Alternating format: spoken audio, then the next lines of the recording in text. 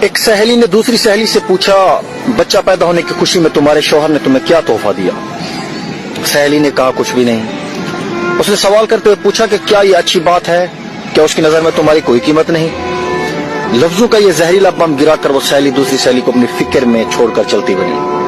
تھوڑی دیر بعد ظہر کا وقت اس کا شوہر گھر آیا اور بیوی کا منہ لٹکا ہوا پایا۔ پھر دونوں کا جھگڑا ہوا، ایک دوسرے کو لعنت بھیجی، مار پیٹ ہوئی، شوہر نے اسے طلاق دے دی۔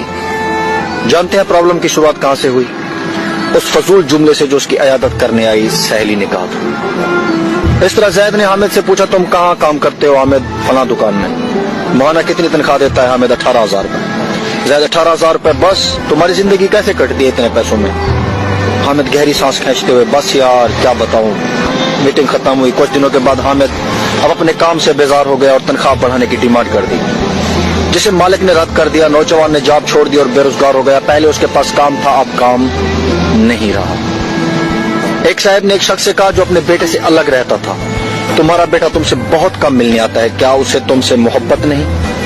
باپ نے کہا بیٹا مصروف رہتا ہے، اس کے کام کا شیڈول سخت ہے، اس کے بیوی بچے ہیں، اسے بہت کم وقت ملتا ہے۔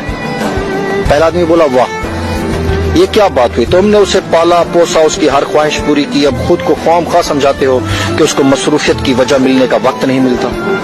یہ تو نہ ملنے کا بہانہ ہے۔ اس گفتگو کے بعد باپ کے دل میں بیٹے کے لیے خلش سی پیدا ہو گئی۔